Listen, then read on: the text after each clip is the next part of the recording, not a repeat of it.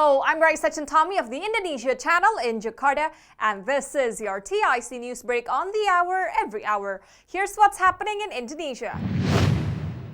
Finance Minister Sri Mulyani Indrawati is putting on a brave face in her G20 leadership role amid geopolitical tensions, stressing that more multilateralism and cooperation are needed to safeguard the global economic recovery.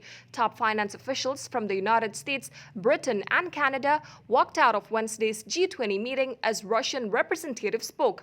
The walkout of the session, which took place on the sidelines of the International Monetary Fund's spring meetings, came amid growing fears that a breakdown in international relations would severely undermine the global economy's recovery from the pandemic. Indonesia is being urged from within to invite Ukraine to this year's G20 in Bali to appease Western nations demanding the exclusion of Vladimir Putin from the summit over Russia's invasion of its neighbor.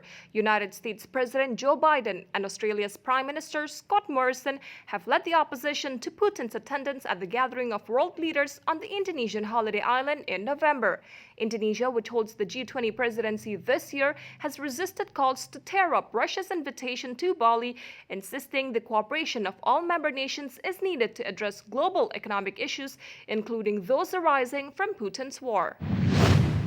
Indonesia has allowed passenger carriers to raise economy class fares amid surging fuel prices to help ensure continuity of airline operations.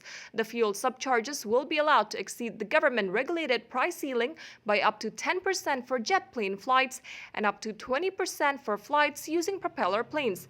The measure comes ahead of the Eid al-Fitr holiday in early May, during which millions of Indonesians travel to their hometowns. Airfares have risen lately, and further increases could pressure inflation, which was already at a two-year high of 2.64% in March. In the financial markets, here's how stocks and the currency opened in Jakarta and around the region.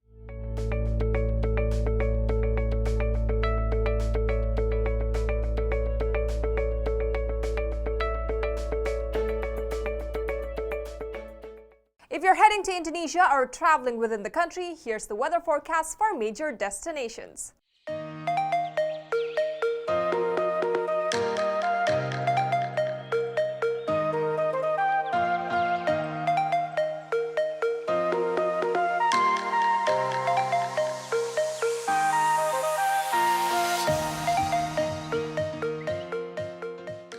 And that's what's happening in Indonesia. I'm Raisa Chantami with your TIC News Break.